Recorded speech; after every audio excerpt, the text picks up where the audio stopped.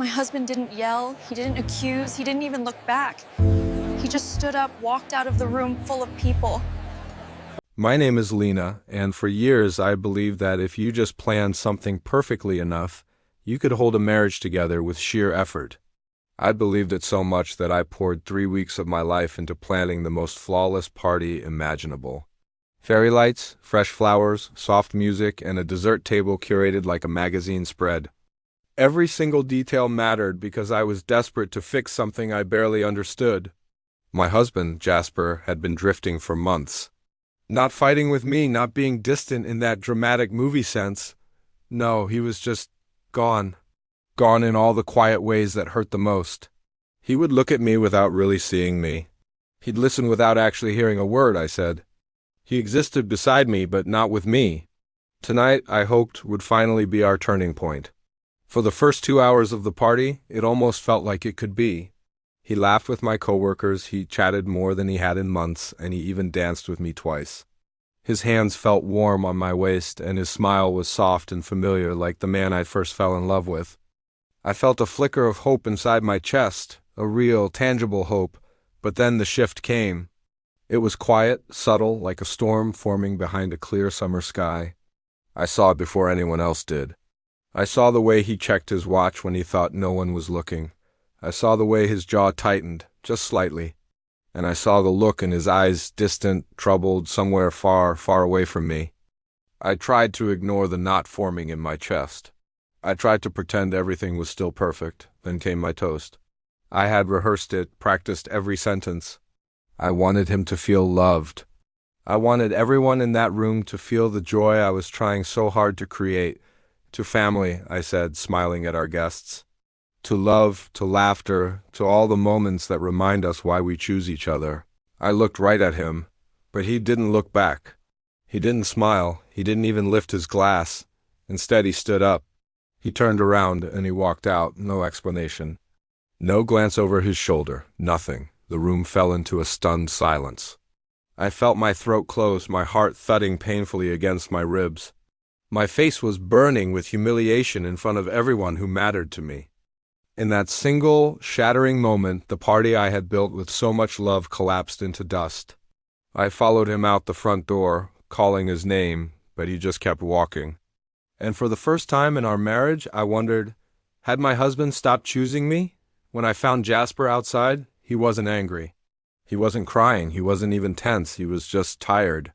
Tired in a way that felt older than our marriage. "Jasper," I whispered, trying to steady my shaking voice. "Why did you walk out? Why tonight? Why like that?" He didn't look at me. "I needed space," I laughed, but it was a bitter, broken sound. My heart felt like it was splitting open. 11 years of marriage, 8 years of promises, and the only explanation you have for me is I needed space? His jaw tightened, but he stayed silent. "Do you know," I said softly, "how humiliating that was? In front of my friends, my family. Everyone? You walked away like I meant nothing?" Finally he spoke. "It wasn't about them. Then who was it about?" I demanded.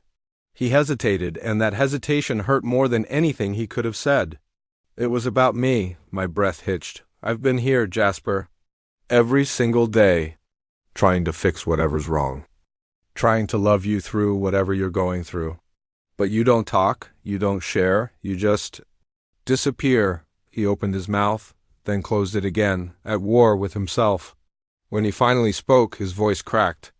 "I don't know who I am anymore, Lena, and standing in that party, watching everyone smiling, watching you pretend everything's fine, it felt like I couldn't breathe."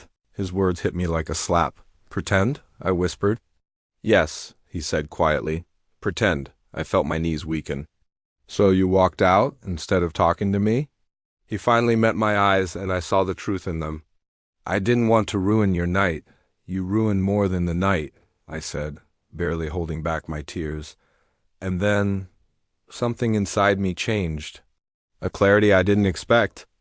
I looked at the man I loved, the one who once fought for us, laughed with me, dreamed with me, and I realized something. He wasn't choosing to stay anymore. He was choosing to escape. And I couldn't keep chasing someone who kept running.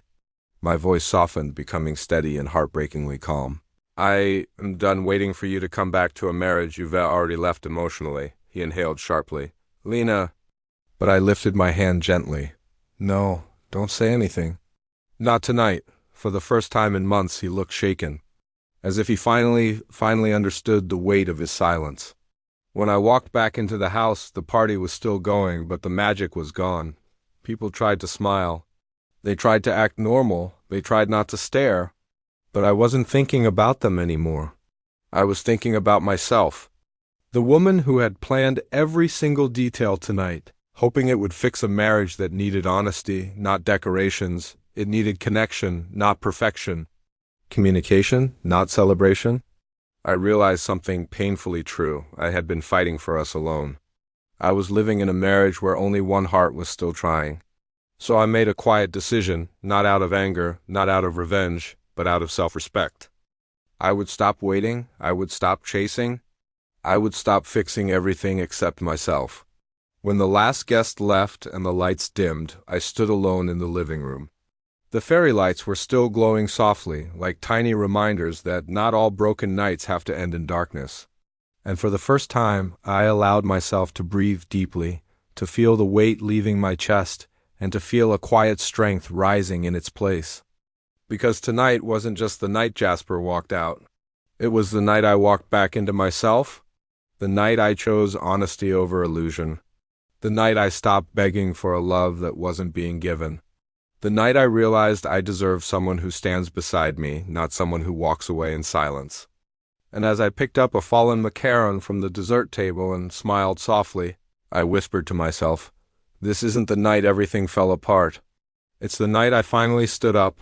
Thanks for listening to my story. If you've ever felt like this, you're not alone.